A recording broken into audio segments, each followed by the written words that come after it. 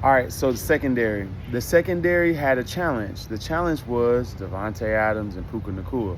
Now, they said in their mind, we're going to play as much zone as possible, and they mainly stayed in the cover four, and they became predictable at times and allowed Reed Blankenship to get caught one-on-one outside with Devontae Adams. One time he succeeded. He pushed off. He did push off. So Reed, good coverage for the most part. He pushed off in the league probably is going to look at that and say that he did push off.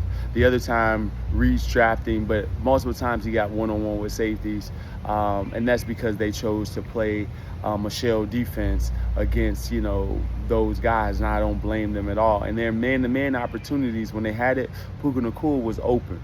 The reason he was open, the scheme helped him get open. He would do inside of the tight end and the tackle. So he was releasing where the running backs were released at times in order to run either back out and or across the field. That's tough for Cooper DeJean or anybody else to cover.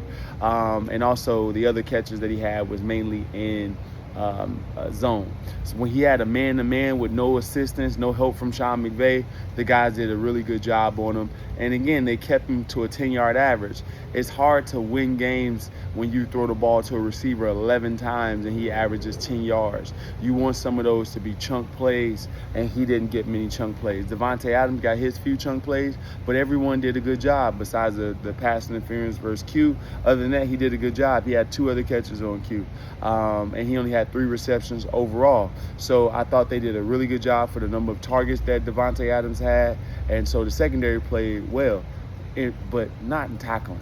They did terrible tackling. Adoree Jackson got to be able to cover somebody and got to be able to tackle somebody. If you don't cover well, you should be the best tackler. If you don't tackle well, you should be the best coverer. You can't be both.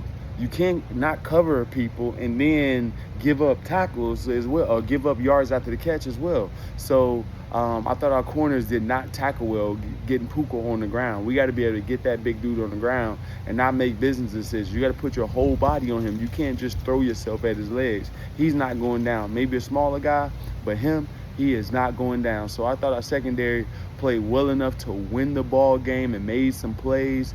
But overall, we got to tackle a lot better, and we got to come up with a solution for Adoree Jackson. We really do.